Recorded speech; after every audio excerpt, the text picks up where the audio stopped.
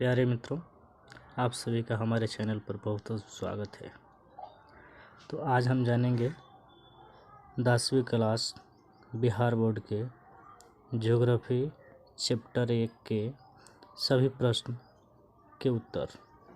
तो हमारा पहला चैप्टर है भारत संसाधन एवं उपयोग।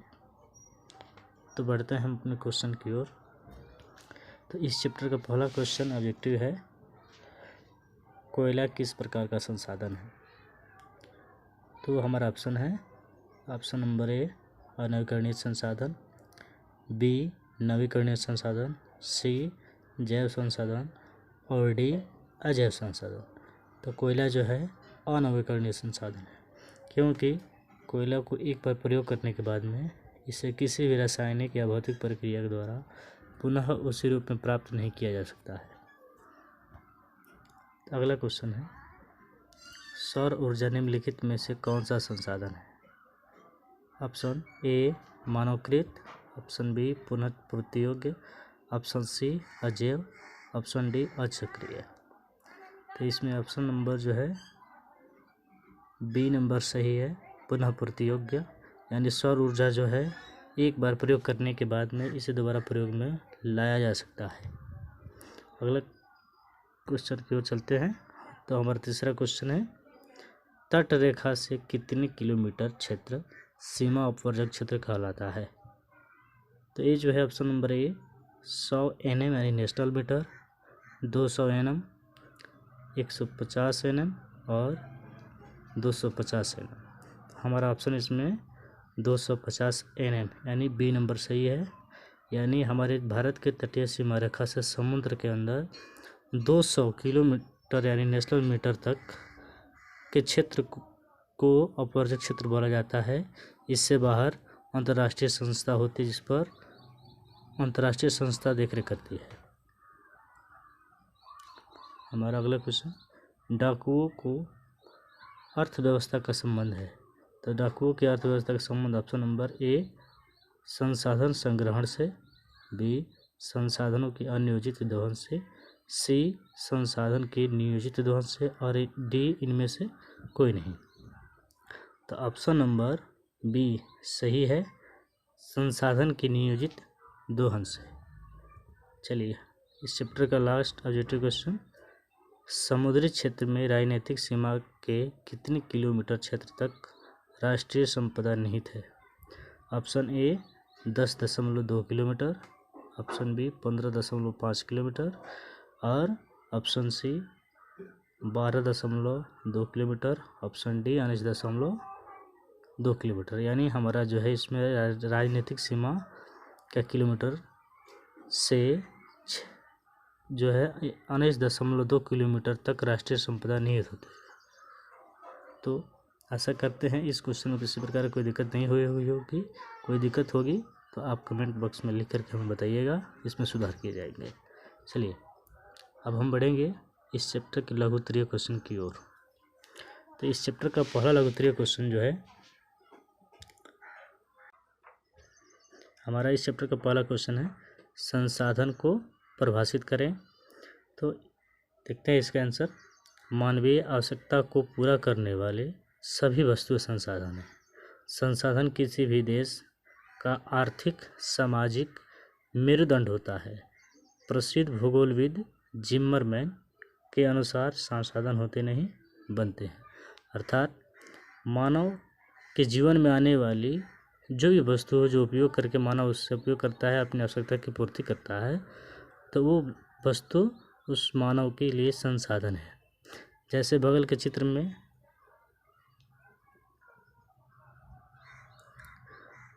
हम देख सकते हैं, जैसे सूर्य का, जंगल, पहाड़, कोई धातु हो, जीव जंतु, पेड़ पौधे और पेट्रोल डीजल जो भी हो, ये सभी संसाधन कहे जाते हैं।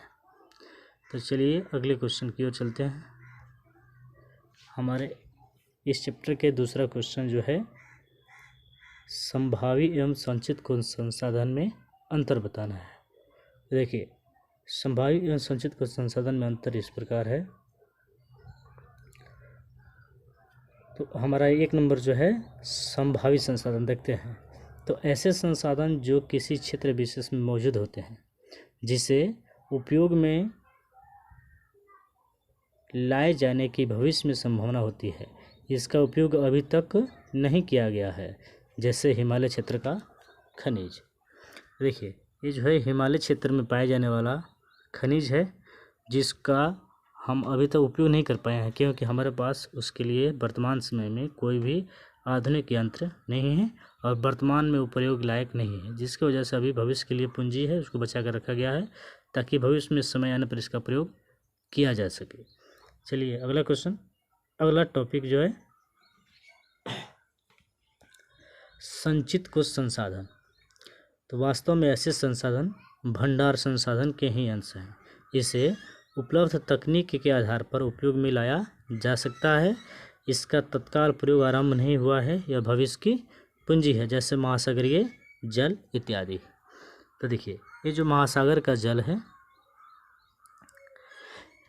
ये जो महासागर का जल है, इसका प्रयोग हम अभी नहीं करते हैं। इस जल का प्रयोग हम विद्युत उत्पादन के लिए कर सकते हैं, लेकिन हमारे पास इसके अलावा भी अभी वर्तमान समय में कई तरह की सुविधा हमारे पास उपलब्ध है, उसका लाभ ले रहे हैं।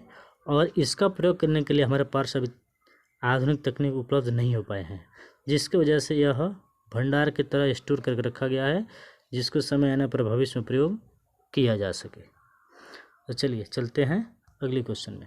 अगला क्वेश्चन है संसाधन संरक्षण की उपयोगिता को लिखिए।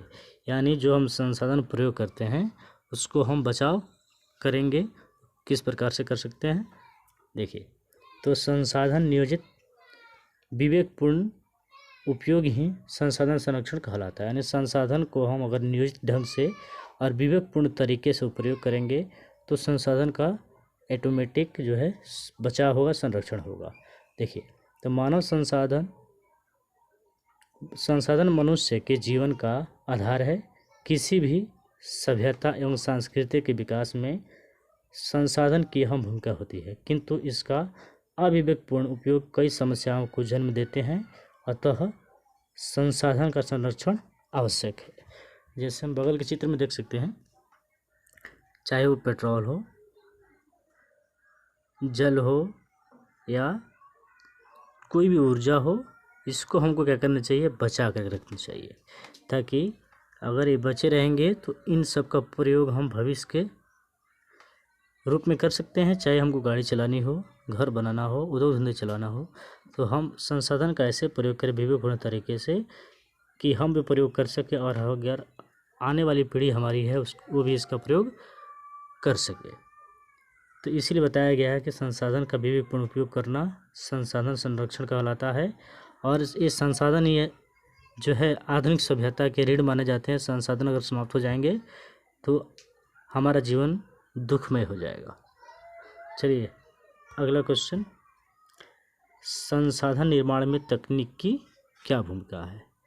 तो देखते हैं, किसी भी संसाधन के निर्माण में तकनीक की अहम भूमिका है। तकनीक की मदद से संसाधन के रंग, रूप, आकार तथा मूल्य में परिवर्तन लाकर और उपयोगी बनाया जा सकता है।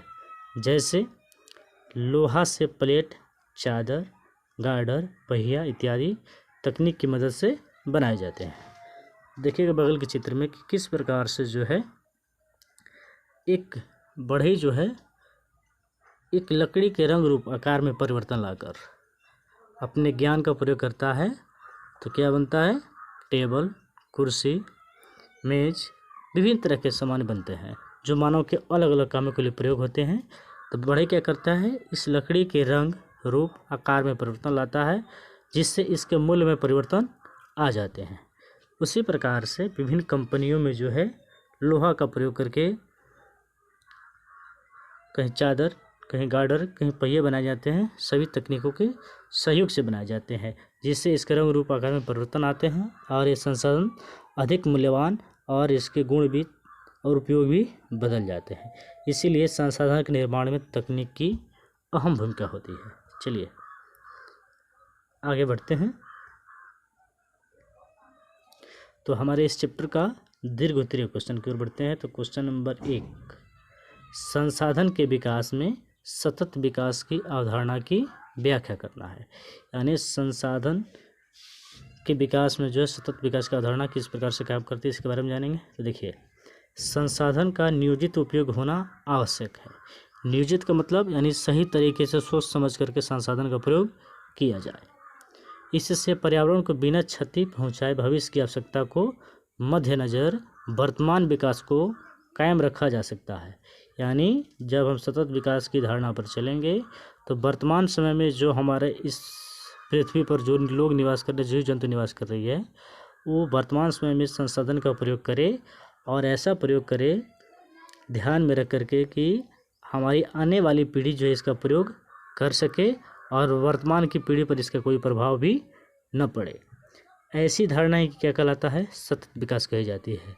इससे वर्तमान के विकास के साथ साथ भविष्य सुरक्षित रखा जा सकता है।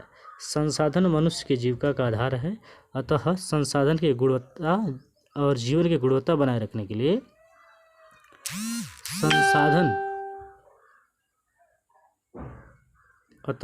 जीवन की गुणवत्ता बनाए रखने के लिए संसाधन के सतत विकास की अवधारणा आवश्यक है। देखेंगे हम नीचे के चित्र में कि किस प्रकार से जो है पृथ्वी हमारी है, इस पर अलग अलग प्रकार के जो संसाधन उपलब्ध हैं, तो इसको हम ऐसे बचा करके उपयोग करें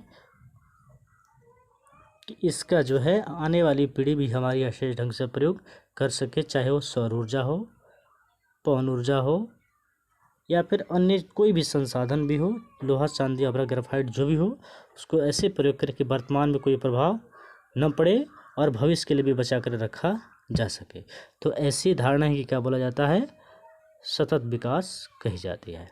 तो चलिए हमारा दीर्घ उत्तरीय क्वेश्चन नंबर 2, स्वामित्व के आधार पर संसाधन के विविध स्वरूपों का वर्णन करना है।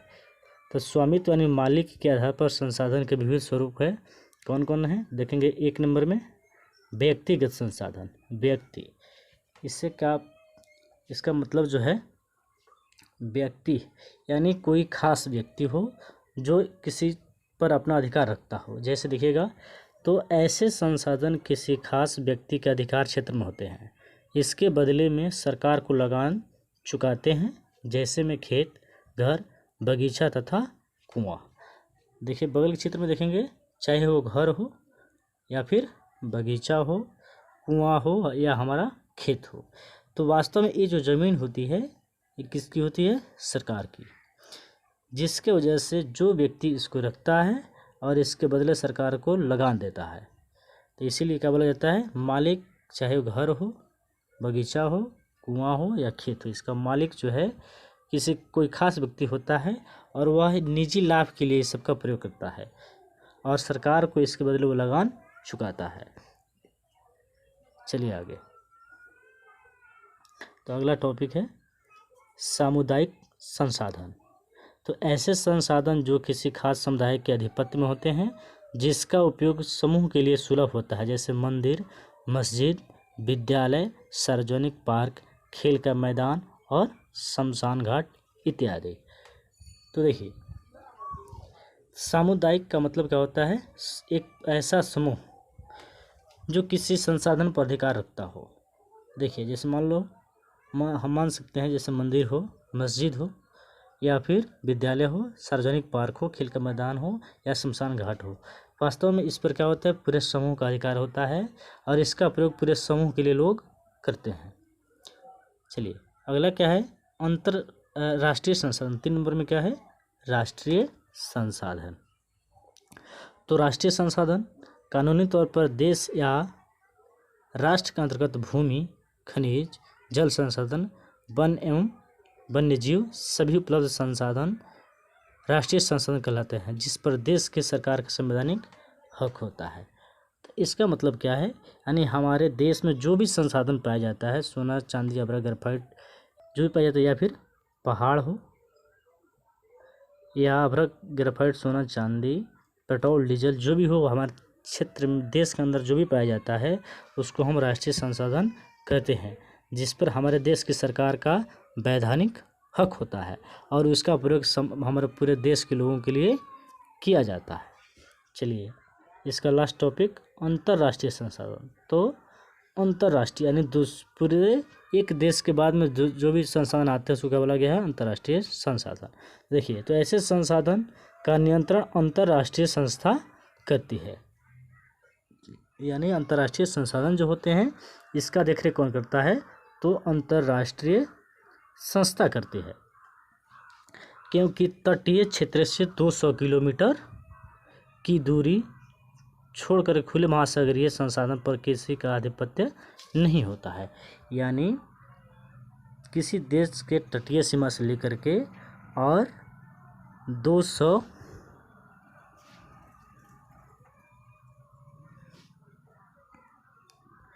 देखिए, तटीय सीमा से समुद्र के अंदर 200 किलोमीटर तक का ही किसी देश का अंतर्गत राष्ट्रीय संसाधन होते हैं। उसके बाद में जो भी संसाधन मिलते हैं उस पर किसी भी देश का आधिपत्य नहीं होता है। उसके बाहर जो भी संसाधन जो भी देश खोजता है उसका होता है, और इसका देखरेख अंतर्राष्ट्रीय संस्था करती रहती है। चलिए, ये जो चैप्टर था हमारा पूर्ण रूप से समाप्त हुआ। आशा करते हैं ये वीडियो आप लोगों को बहुत अच्छा लगा होगा। तो आप लोग हमारे चैनल को सब्सक्राइब कीजिए, लाइक कीजिए, शेयर कीजिए, ताकि बिहार बोर्ड से जुड़ी हुई अच्छी जानकारी क्वेश्चन और आंसर के साथ आपको मिलते रहे, ताकि आप विकास करते रहे और आगे बढ़ते रहें। धन्यवाद दोस्तों। Subscribe now and press the bell icon. Never miss an update.